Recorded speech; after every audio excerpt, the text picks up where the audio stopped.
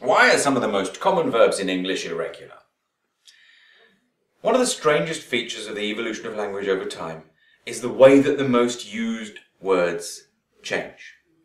Typically, their sounds change very little, but their meanings drift gradually. And this is especially true of verbs, and it's truest of all of the top verb, to be.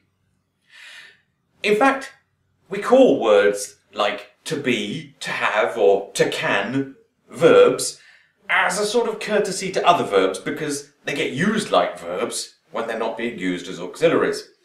But English being what it is, sometimes it's hard to tell when to be is being an auxiliary and when it's just being itself.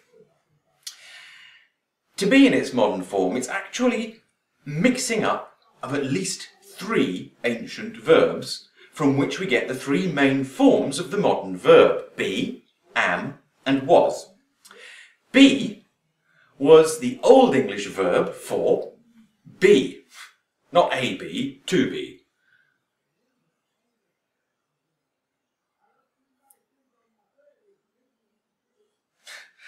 Am was the Old English for to stay, to remain, to abide. So it's to kind of be in a place. But in Old English, this verb only had a present tense. So was borrowed from a neighbouring language to be its past tense. This happens a lot.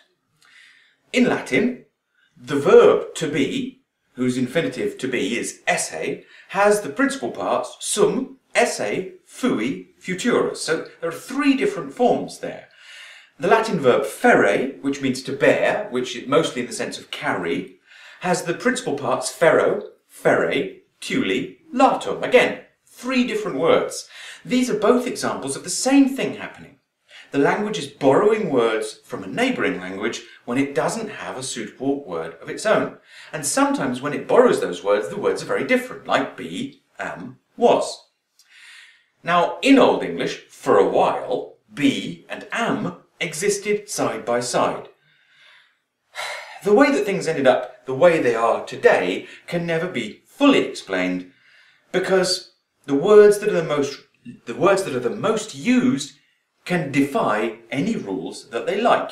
And the reason for that is everyone learns those ones first, and everyone learns those ones first because you hear them used all the time. You don't need any rules to understand how to use them properly. You just learn to use them the way everyone else is using them.